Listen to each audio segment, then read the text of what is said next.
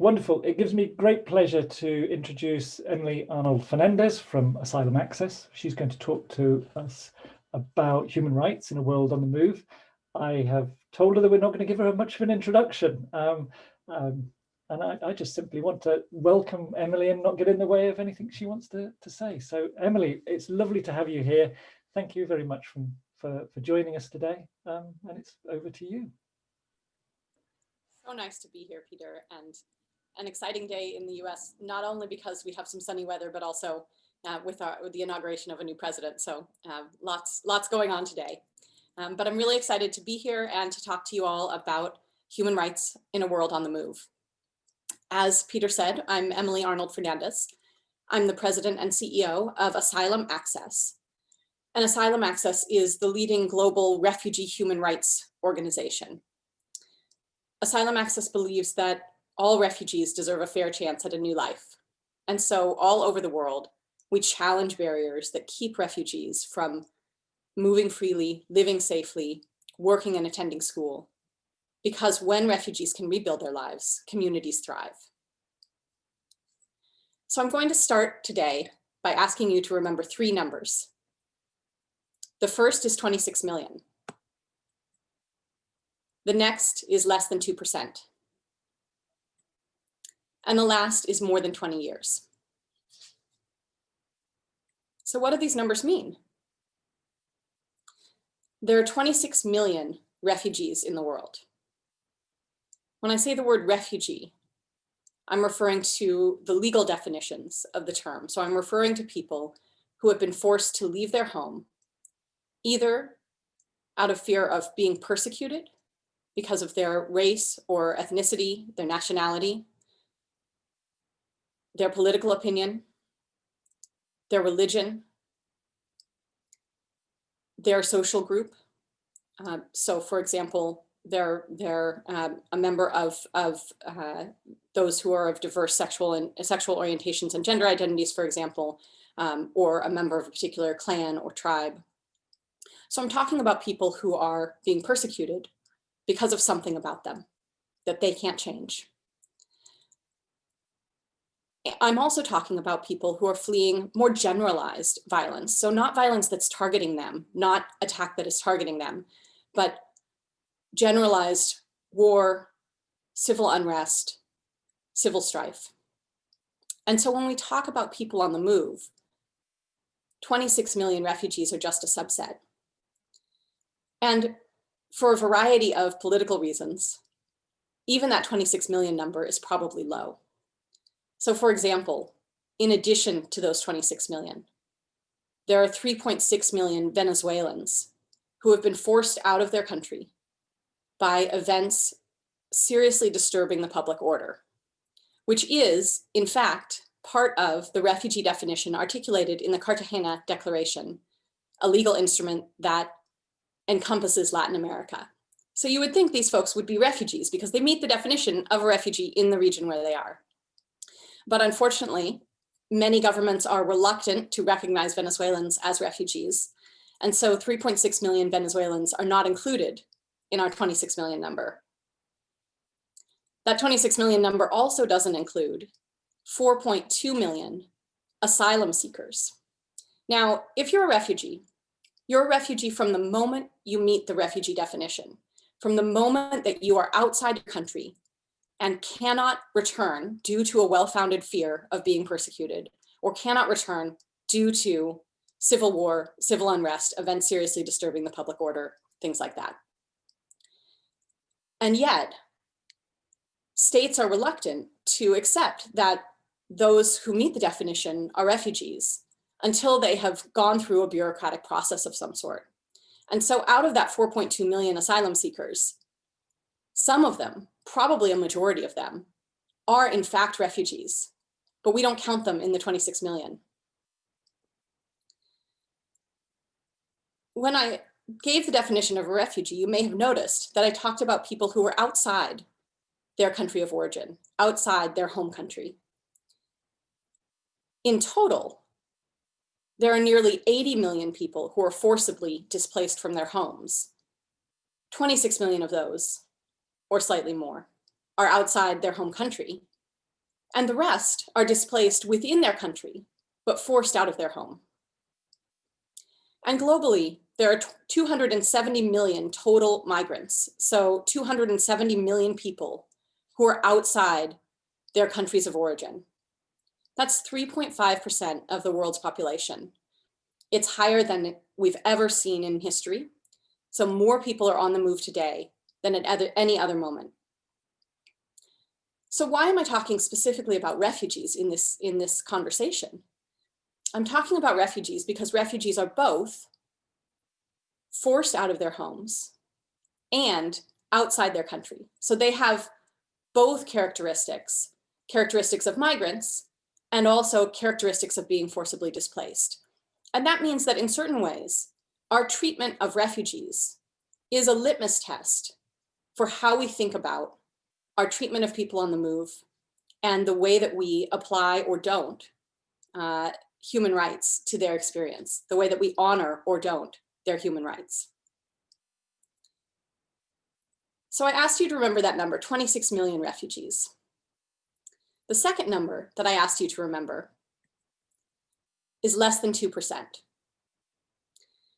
And in fact, less than 2% represents the number of the world's refugees, or the percentage of the world's refugees, who were able to make a new home in 2009 in the US, Canada, Europe, Australia combined. And this includes both people who reached one of those places and successfully sought asylum, were granted asylum. It also includes people who fled to a different location, to a first country of refuge, and then had the opportunity to petition to be allowed into the US, Canada, Australia, countries in Europe. So it includes both people who are resettled, meaning that they went to another country first and then came to my country or to UK, where York is, or to one of these other countries in what we might consider the global north. And also all of the people who applied for asylum and were recognized as refugees. So less than 2% of the world's refugees are able to make the global north home each year. And of course, more people become refugees every year. What this tells us is that most refugees remain in the global south. Most refugees remain in a country near their own, and predominantly in Africa, Asia, and Latin America. Now, the last number I'd like you to remember is more than 20 years. So what does this number mean? This number is the average time of a protracted refugee situation. What do I mean when I say protracted refugee situation?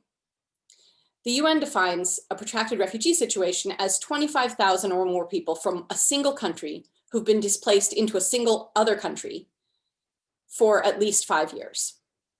So it's a fairly technical definition, but we're talking about large numbers of people who've been displaced for a fairly long time. Now, you might think 5 years was bad enough. I certainly do.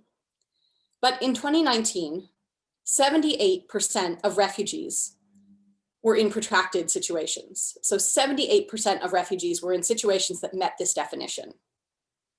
And while we don't have numbers from 2019, in 2018, the World Bank estimated that the protracted situation, the average time of a protracted situation, was more than 20 years, well over 20 years, in fact, is what they said.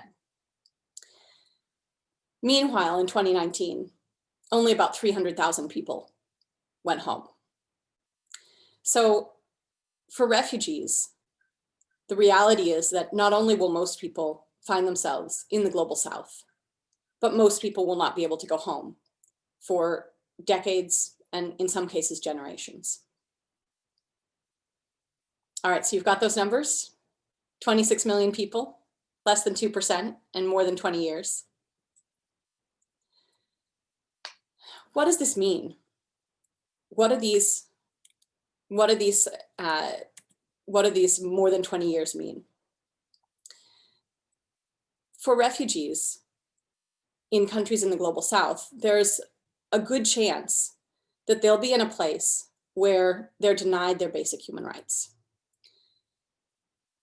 Now, I said that refugees are kind of a litmus test for how we treat all people on the move. And the Refugee Convention, the convention that gives refugees in particular a set of human rights, is one of the Geneva Conventions. It's arguably one of the strongest pieces of human rights law that we have on paper. And yet, those promises are just on paper right now. Now, when we talk about people being denied their human rights for more than 20 years, that sounds very abstract. But what we're talking about is something very fundamental. In practice, human rights are real and tangible and make an incredible difference in people's lives. So what are we talking about? We're talking about the ability to move freely, right? In some countries, refugees are locked up in internment camps. Again, sometimes for decades, sometimes even for generations. And even where refugees are not confined to internment camps, they often face restrictions on their ability to move freely, which impacts their ability to access work, to access school, to access opportunity. We're talking about the right to work when we talk about human rights, and the right to work lawfully and on fair terms, to not have your wages stolen, to be able to do something about it if your wages are stolen, to not be sexually assaulted at work, to work in safe conditions, not unsafe ones. We're talking about access to healthcare. I think we all have seen how important that is. We're talking about the ability to start a business, to open a bank account and to own assets. We're talking about the ability to go to school, and for that matter, to participate or access all sorts of state systems, education systems, state healthcare, access to internet, access to petrol, access to social security systems that provide for people who are elderly or have disabilities, access to justice, being able to count on the police and the courts to protect you. And of course, the right to participate in civic life, to organize, to advocate for your needs, and to contribute economically, socially, and culturally. So when we talk about human rights, that very abstract term, we're really talking about things that make an immediate difference to refugees' daily lives. And in most countries, particularly in Africa and Asia, which are the two regions hosting the largest numbers of refugees, in most cases, these rights are prohibited or refugees face serious barriers. So I want to talk a little bit about, yes, human rights. Refugees also have more human rights beyond just these. Refugees have more human rights than those articulated in the Refugee Convention, because we have a whole host of human rights instruments beyond that that apply to people, or that apply to specific groups of people. Children are refugees, about 40% right now. In 2019, 40% of refugees were children. Women, obviously, are refugees. And so we have a whole range of other human rights instruments that also should apply to refugees. And yet, in most cases, for most refugees, they don't. So I want to give a little bit of an illustration of what we're talking about in really human terms. And I'm going to do that by telling the story of a refugee that I met when I first started to get involved and learn about the global response to the mass displacement of people. I'll call him Geno. I use an alias for his privacy. And I met Geno when I was working in Egypt with refugees coming from all over Africa and beyond. And Geno was Liberian. He had been a refugee from the time he was 10 years old. And when I met him, he was 20. So he'd been a refugee for half his life. And Geno was dynamic and impressive and very caring. And he had 3 different volunteer jobs, so he was always busy. And so one day I caught him as he was running around, running between these volunteer jobs.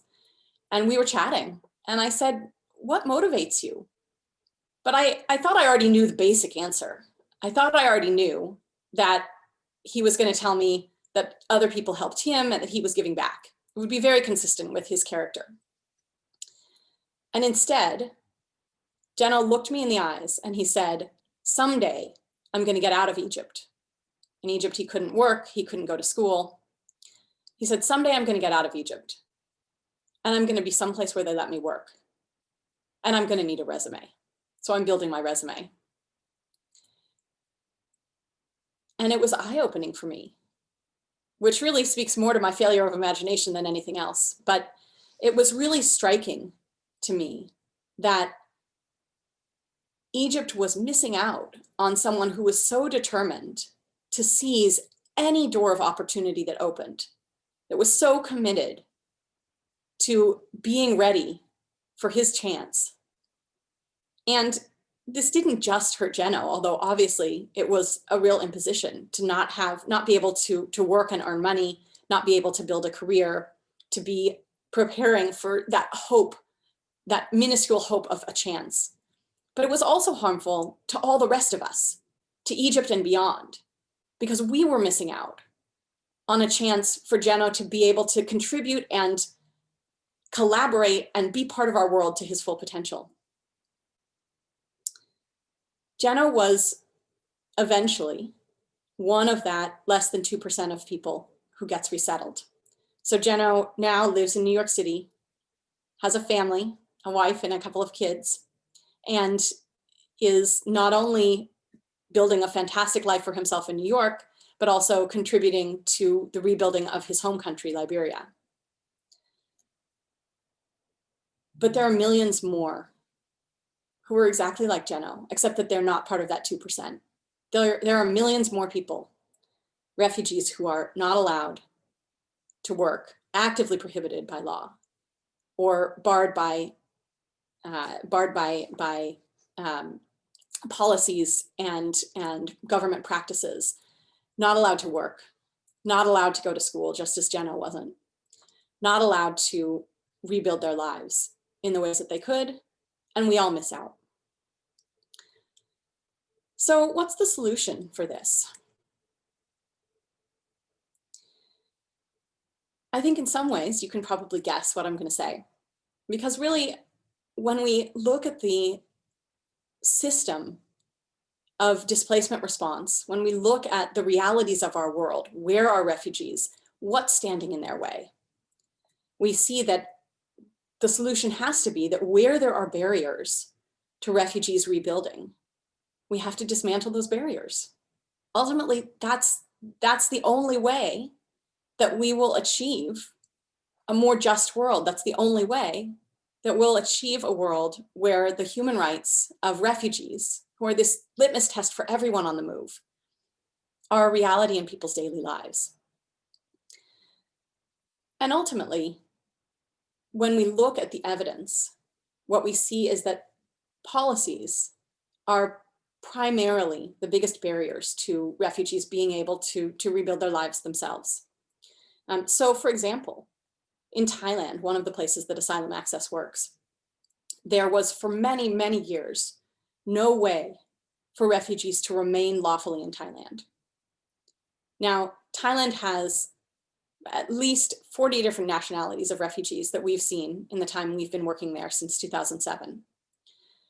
40 different nationalities of people, refugees coming from Sri Lanka and Cambodia, refugees coming from Pakistan, refugees coming from Somalia, really all over the world.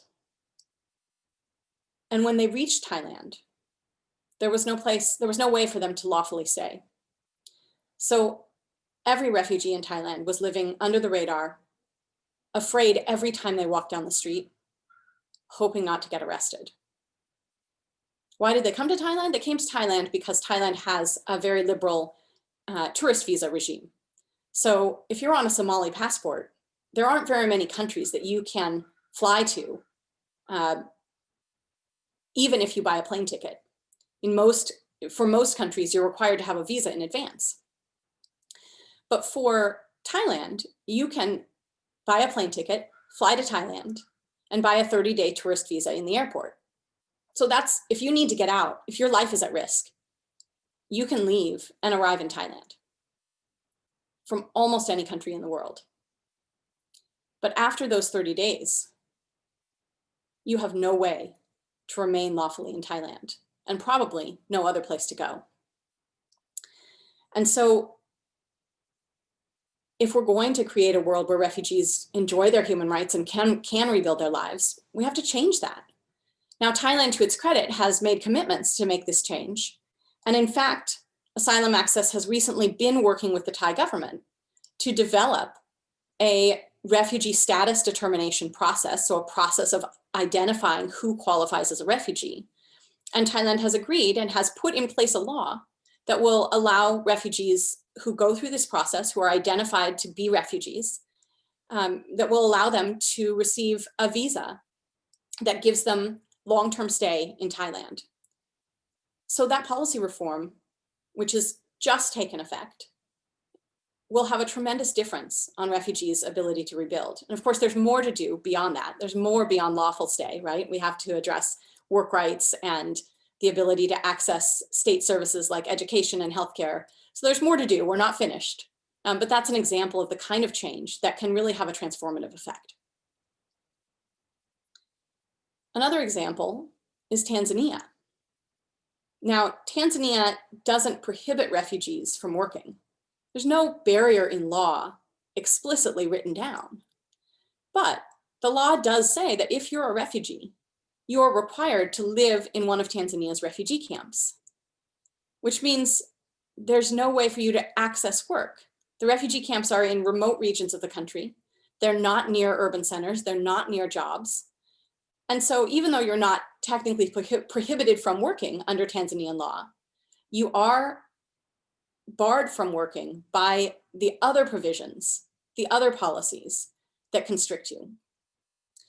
And so that's another example of the kind of policy that may need to change. So as we think about these solutions, we can see that when refugees can live safely, move freely, work fairly, and access resource equitably, they can rebuild their lives and their communities thrive. How do we get there? Right? I talked about a little bit about the work that Asylum Access is doing, but we certainly can't do it alone. It needs a much, much bigger effort. When we look at where most refugees are, we see that they're in the global south. They're in Africa, Asia, and Latin America. Unfortunately, most of our interventions at the global level our interventions in the global south focus on refugees' immediate needs. So they focus on direct food aid or cash. They create parallel systems to national systems such as social security, such as education, such as healthcare. And these parallel systems, of course, create inequality on one side or another and lead to discontent. More recently, interventions focused on refugees in the global south have included things like job training. But ultimately, if the law bars you from working, that's no solution. If you can't move to access markets, that's no solution. What we've seen in places where there's been an attempt to make this move, but there's been an attempt to move toward thinking about long-term solutions, but not attention to the policy barriers, is that the interventions haven't worked very well. So for example, in Kenya, refugees were engaged in a textile producing project, but there was no way to get the textiles from the camp in Kenya to a market where they could be sold. And so refugees were engaging in this activity to produce these textiles, but there was no revenue coming from that. The textiles were piling up in boxes as the project continued. And we see that repeated again and again. On a larger scale, we see that in Jordan, the World Bank worked with the Jordanian government to create a series of jobs or set of jobs for refugees. but they failed to consult with refugees or anyone working with refugees. And so the jobs went mostly untaken, largely because the jobs were so underpaid and required refugees to move away from their host communities, from the communities where they had built relationships and social capital. And so the scheme collapsed. So we see that that's one of the problems with the solutions that that have been tried so far. And another problem is that the interventions that focus on asylum and resettlement are focused in the global north. Now, I want to say that these interventions are very important at an individual level because the asylum systems in the global north have a lot of injustice. And these interventions can be transformative at a national level as well. But they're not transformative at a global level. And so people like Geno's friends who remain in Egypt are left out. Okay, so if we're focused on the global south and we truly want to fix the systemic problem of displacement and the impacts of displacement on refugees, what do we need to do? Well, first of all, we need to focus on the global south, but we need to focus on dismantling policy barriers, reforming policies and making those policies meaningful. And so how do we do this? First, we need momentum for change. We need civil society pressure, civic pressure, and that can be supplemented with external pressure. So we need pressure from the inside to change the laws in countries where refugees are. As this leads to changes in policy, as the pressure from civil society leads the government to make changes, we see that we've got policies on the books now. Policies like the one that we were able to secure in Thailand that open up opportunities for refugees by honoring their rights. Once we have those policies on the books, we have to make refugees and everyone else aware of those policies so they can use them, so they can adhere to them. And this is where know your rights trainings, legal awareness raising, legal empowerment becomes important. Now, this isn't just a one-time linear process, right?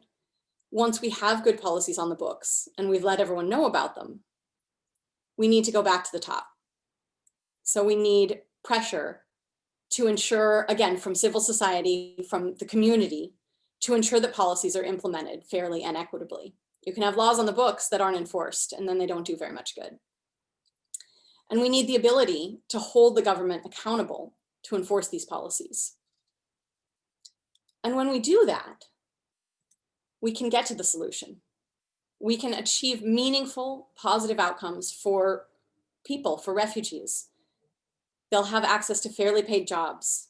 They'll be able to enroll their kids in school, and they'll be able to rebuild their lives and contribute. So if this is the way that we get to solutions, what's in the way of that? Well, there are a couple things. First, we see that major actors in the refugee response system invest mostly in ways that don't yield solutions.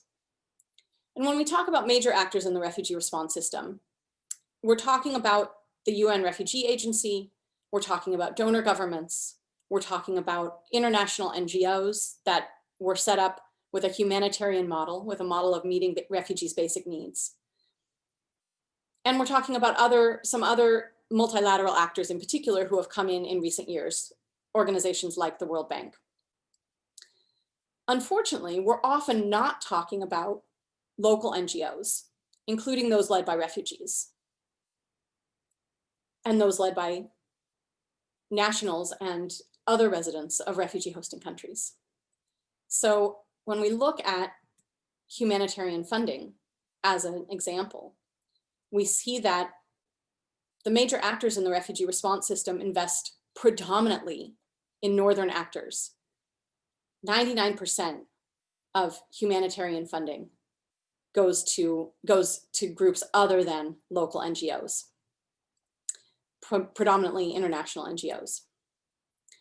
We also see that major actors in the refugee response system do not invest in policy advocacy, in policy change, in efforts for policy reform, particularly when we combine these things, when we combine the lack of investment in local actors in refugee hosting countries and the lack of investment in policy change, we have a deep, deep dearth of investment in the inside pressure that would push a government to change its policies. Now, why do I say that we need this inside pressure? Well, let's consider the major human rights movements of our time. Think about situations like Indian independence. Think about situations like ending apartheid in South Africa. Think about the US civil rights movement. Those movements were only successful because groups within each of those countries pushed for change. It's almost impossible to imagine that apartheid in South Africa could have ended without South Africans calling to end it, right? With just external pressure. And that's not to say that boycotts and divestment and sanctions and other external pressure, both incentives and detriment, are not needed. But unless we have an internal movement for change, it's very, very hard to get policies changed, and it's hard to get them changed in a way that's actually successful. Witness the Jordan Compact and the World Bank's experience in Jordan, where refugees were unwilling to take the jobs that the World Bank had set up. So, I don't mean to minimize other components of the solution, right? We need to keep aid going while we transition to supporting the kind of policy change that we need.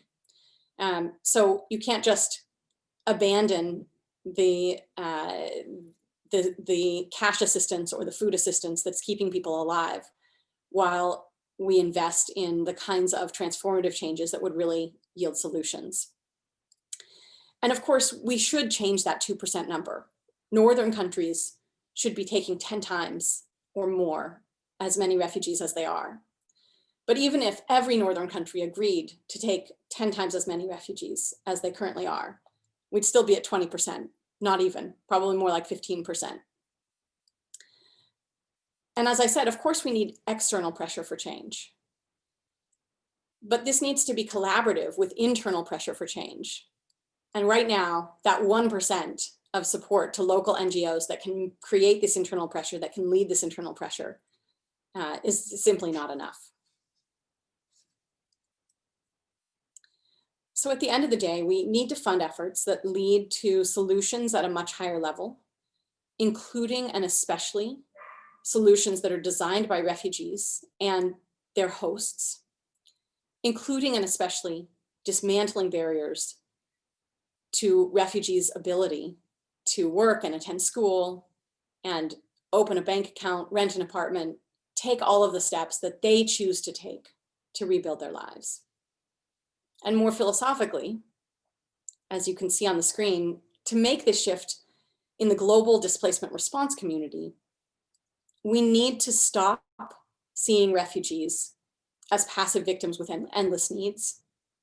We need to stop seeing refugees as an asset to be exploited and extracted from, a source of cheap labor. And we need to start recognizing that refugees, like all of us, are people with rights. And if we do that, and we invest on that conviction, we will be able to create a world where all refugees, wherever they've chosen to seek refuge, can build a new life in a safe home. And moreover, if we get this right, we'll have a blueprint that we can use for other people on the move and for other marginalized groups, for other groups of people whose human rights today are in danger. So I think we have a lot to learn from refugee response, and I think we've also got a lot to do. I look forward to hearing your questions and talking more about these issues.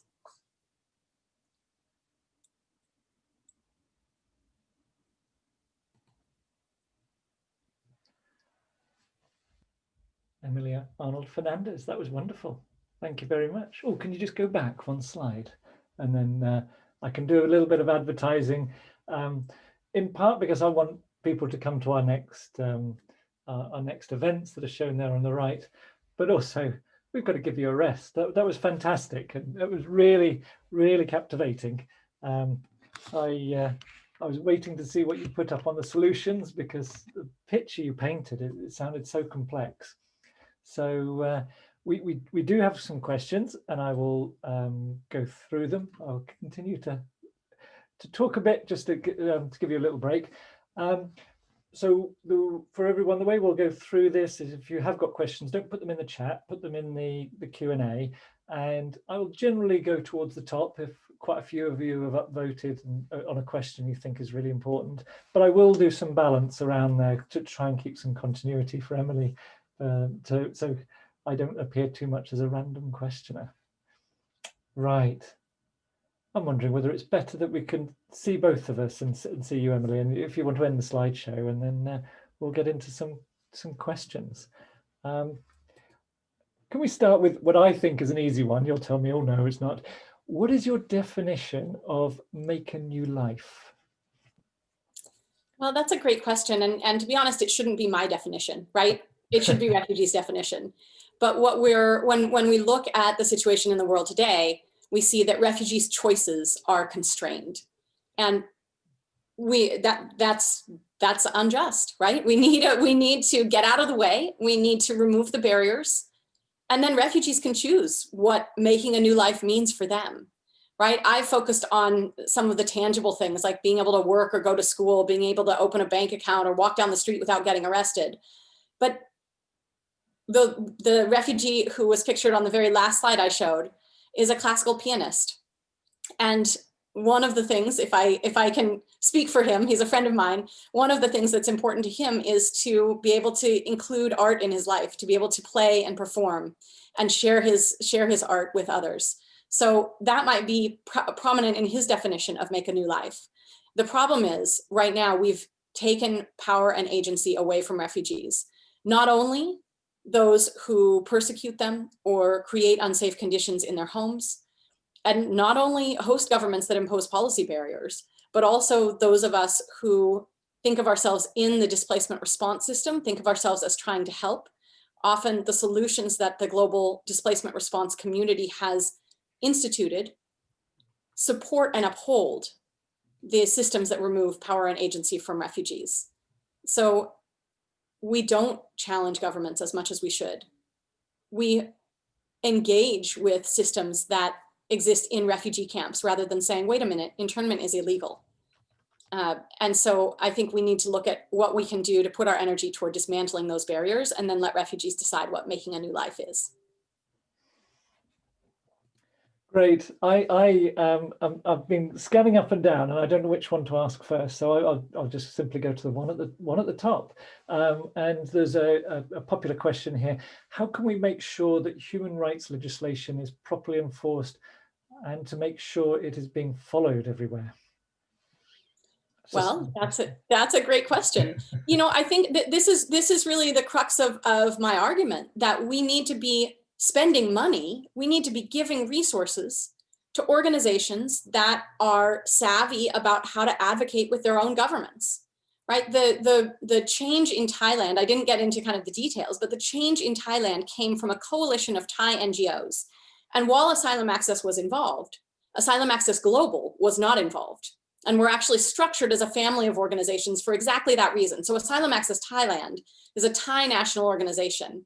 They're part of the Coalition for Refugees and Stateless Persons in Thailand, which is a coalition of Thai organizations. And so when they went to the Thai government, they were saying, this is what we want to see in our country. And it was far more compelling and far more informed as a strategy than anything that could come from an outsider. So part of my pitch in terms of changing the global displacement response system is that we need to stop investing so much money in the international NGOs, invest much more in national NGOs, in local NGOs, and let locals lead the way. Locals including both refugees, nationals, and other residents of those host countries that are impacted. Because I was intrigued by your slide late on where you were talking about where, just what you're saying there, about where the activity is international and within a country. And as you were asking the question, how can we solve this? And I'm thinking there's a massive problem. So the problem needs to be solved within the country, as you gave numerous examples. But we have a question here on the wealthier countries. So I'll read out the question. What do you think about the argument that wealthier countries should lead the movement because they are often causing the problem? And if I can just add a bit to that, I find that as a layman a difficult one to answer, because the wealthier countries have the money, but somebody else has the problem. And so, you know, how does that imbalance there? Right. Well, I will say that there is occasionally a misconception. So countries that host refugees are usually not, they're not the countries, they're not the entities that are paying for aid, that are paying for support for refugees. So there is sometimes a perception that refugee hosting countries are then bearing the full burden of the costs associated with refugee support, with refugee aid from their national budgets. And that's absolutely not true. The vast majority of refugee response funding does come from the global north. That said, there's absolutely a question to be raised about, is it just enough to pay for solutions, right? Or do we actually need to do something more, right? It's a very different thing to give money than to invite someone into your home or your country. And certainly there's a philosophical argument to be made, and we could have a whole separate debate about you know, who should provide a home to refugees, in what circumstances. But at the end of the day, refugees are the ones who should choose. And even if we're thinking about, okay, we've got, like, philosophically, you know, refugees may not have the resources or the ability to reach the country that they would most like to be in. So how do we respond to this? When we get down to a more pragmatic level, the reality is that most refugees remain in countries in Africa, countries in Asia, countries in Latin America, usually places near their homes. And so unless we're going to undertake a massive redistribution of people, which is problematic both from a practical perspective and also from a human rights perspective, we need to solve this problem. We're still organized as a world at the level of the nation state. And I don't see that going away anytime soon. That's an imperfect solution, absolutely. But it is a solution that I think is feasible within our current reality. Yeah, I admit to living in the north, and the problems of the global south can be quite abstract to me, and I assume some others in the north as well. There was a question I picked up towards the bottom. I found it here from Rosemary. How might the moral imperative to help refugees be enhanced within society? So one question was about money, but now forgetting money and looking at the moral imperative, how might that be enhanced? So when I talked about kind of the practicality of how we get to solutions, right? You need civic pressure to change policies, and then you need to use those policies and make sure those policies are enforced. And while it's cyclical, and so while you maybe get the policies, educate people about the policies, and then you have pressure again to enforce the policies and make them a reality, that those three steps are really at the heart of this. And so if you want to get to that civic pressure, you need people who are willing to stand up to ask for change. And we've seen, I think, over the past several years, that there are ways to move popular opinion for good and bad. And so certainly we can use some of those techniques as we're looking to mobilize to mobilize public opinion, and therefore hopefully mobilize action around response to refugees. But I think it's a combination of moral imperative and identity, who people want to be, right? Sometimes the reason we do something good is because we want to be good people. So moral imperative, identity, and also pragmatism, right? How is this going to work? is this going to work in a way that doesn't hurt me?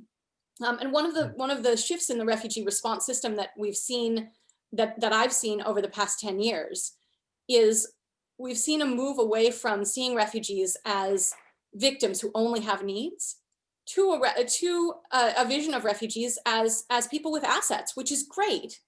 Except that we've also then moved sometimes to a belief that refugees are assets to be exploited, more of an extractive mindset than a human-centered mindset. And so when we think about making the case for the pragmatic benefits of reducing barriers to refugee participation, we have to be careful about where that argument goes, right?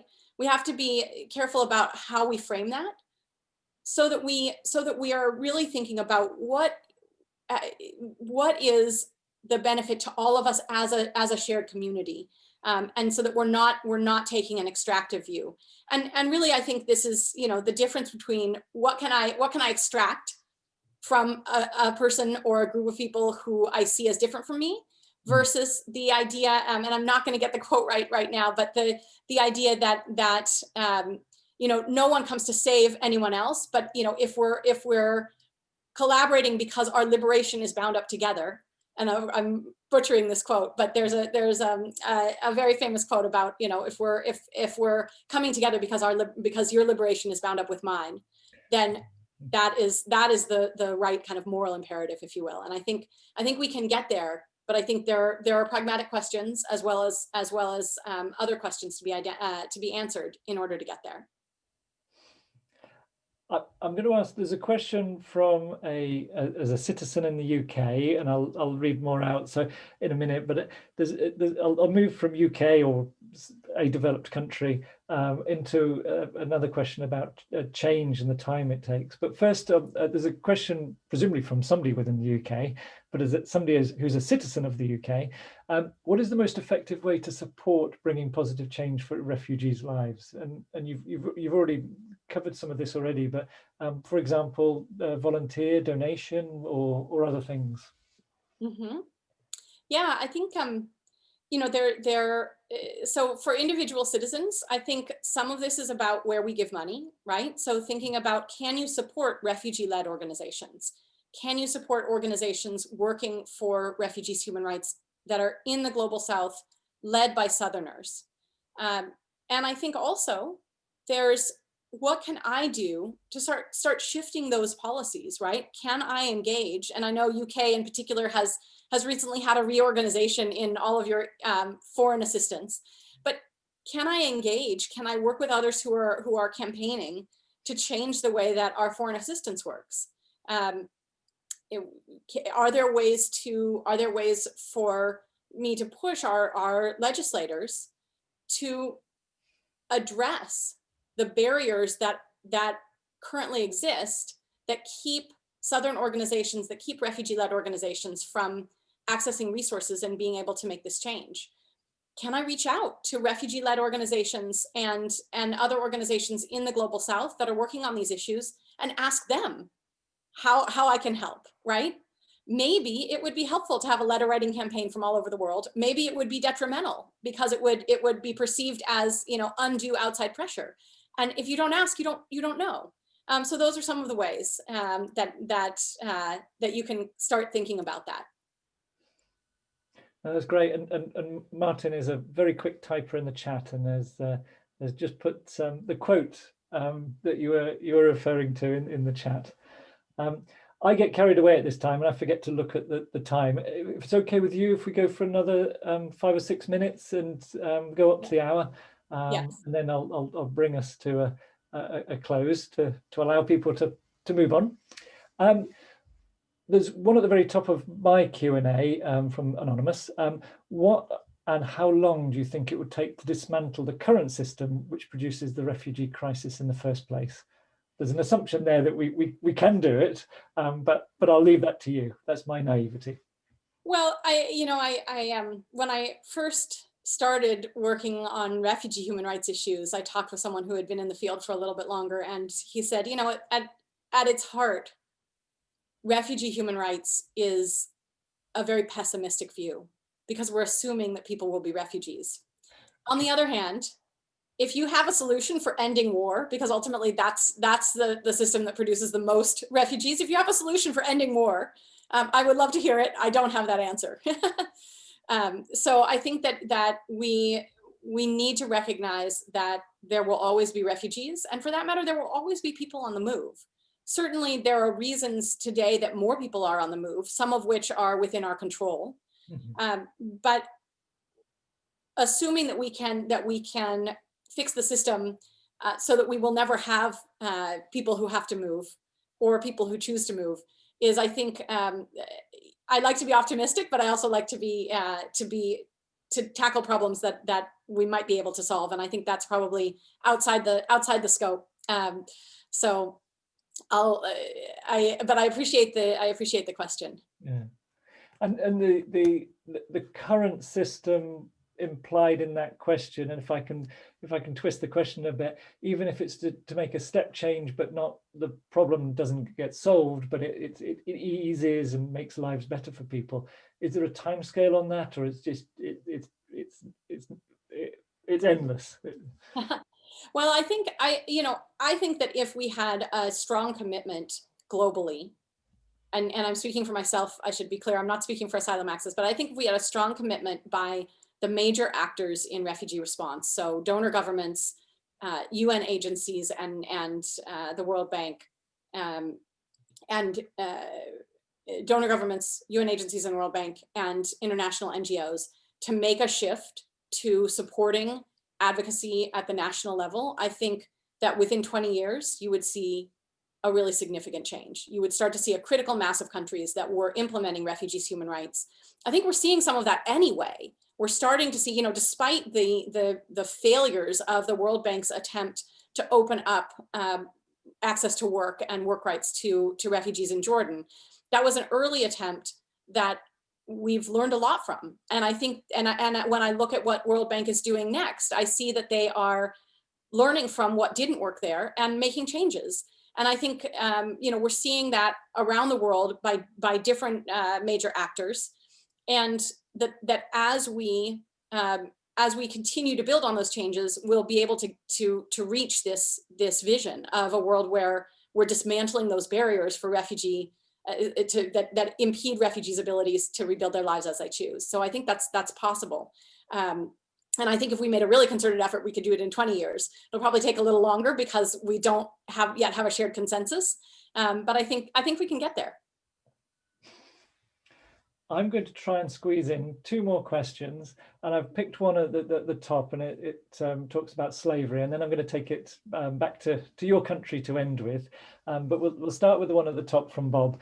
What is your view of the policy interaction between refugees and slavery?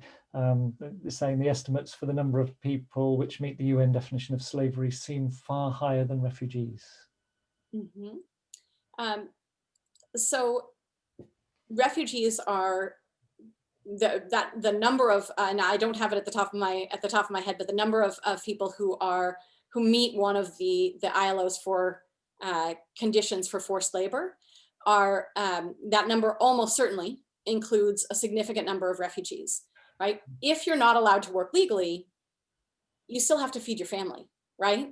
So refugees are working, but they're working in the most exploited, the most dangerous, the most abused positions. And often that includes slavery. So one of the biggest issues that Asylum Access sees with our clients who work is wage theft. Well, when wage theft happens on a recurring basis, that's slavery, right? You're doing the work, you're not getting paid. Your employer is refusing to pay your wages, is stealing those wages from you. So certainly that number include the number of people who meet the conditions for slavery includes at least some refugees. And it's one of the reasons that making that change is so imperative. Speaking about the numbers as well, I do want to point out that in the decade between, and Peter, this may be a good segue to your next question, but in the decade between 2001 and 2011, the US granted citizenship to 750,000 people, approximately. And you think about the fact that, sorry, 3/4 people per year. So you think about the numbers of refugees and the numbers of people that the U.S. takes in as citizens, and you realize, okay, we could solve this problem. We could at least solve the kind of quote unquote backlog, if you will, and provide space for refugees to become citizens in a wide range of countries relatively easily. And so when you're looking at the when we're looking at the global system of refugee response, we have to acknowledge that this is not a numbers problem. This is a political problem. And I am stealing that from other folks who've said it first. So I just want to acknowledge that's not my own idea, but it's clear when you look at the numbers. And sorry, it's 3/4 people over a 10-year period. My apologies. Regardless, it's a very high number. We've run out of time really for questions, but I'm determined to squeeze one more in, Emily, before I formally thank you. And it's a question about events in Washington. So I will rephrase the question slightly as an ending question. Simply, does what's happening in Washington with your new president give you hope? Yes, it does. It absolutely does. And so I think there are a couple of things that are really positive about the new administration. One is that the Trump administration actively attempted to undermine asylum in a variety of ways. There'll be a lot of rules in our asylum system. Our asylum system is already very rules heavy, and there'll be a lot of rules for us to undo. And so that in itself is really important. The US has always advertised itself as a country of welcome, and now we'll be able to move back in that direction.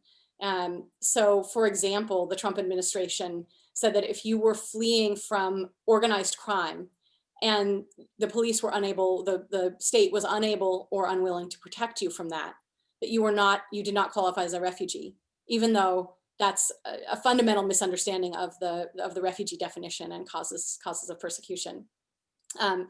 Similarly, if you were a woman fleeing domestic violence and had gone to the authorities or could not go to the authorities, and so you could not go to the authorities, or you'd gone to the authorities and been turned away, that also did not qualify you for asylum under the Trump administration rules, even though, again, that's a fundamental misinterpretation of the refugee definition and the US 1980 Refugee Act and the principles of asylum that the US has always adhered to.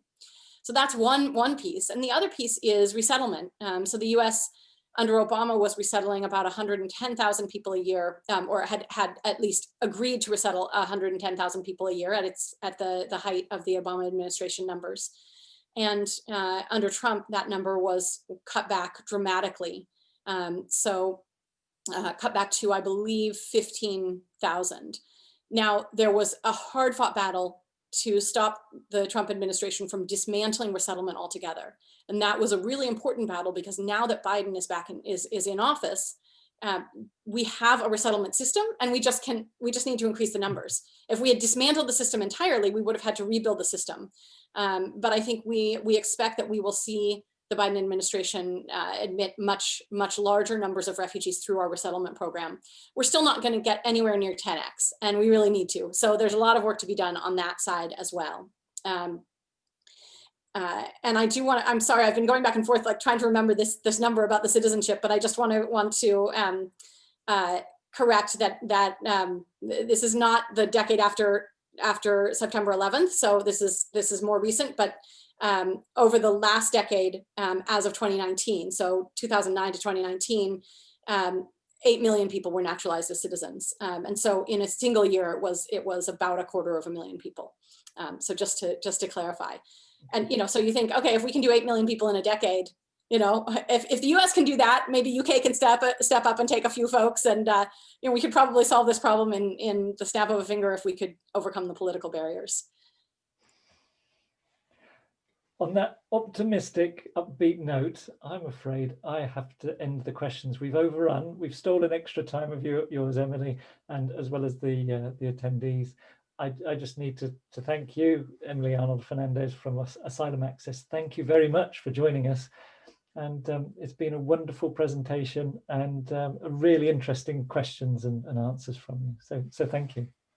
Thank you all. It was fascinating questions. I really appreciate it. And thank you, Peter, for this opportunity.